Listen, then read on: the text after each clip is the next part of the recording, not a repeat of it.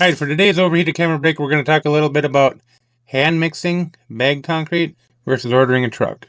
Now, in years past, this was pretty much a no-brainer deal. If you were over a half of a yard of concrete even, you just ordered a truck with 1 yard on it.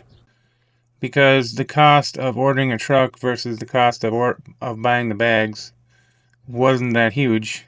And by the time you sent somebody to the store to pick up all these bags and did all this handling and had all the hours of mixing, the truck was just way by far the way to go. Now, in the last couple of years here, concrete has had shortages. We've had a super huge price increase, and the whole mathematics of the thing has changed quite a bit. So as far as mathematics go, if that's your main focus is the math of the whole thing, and you don't mind what wearing your back out, there's an argument to be made for mixing up to like a yard of concrete for sure.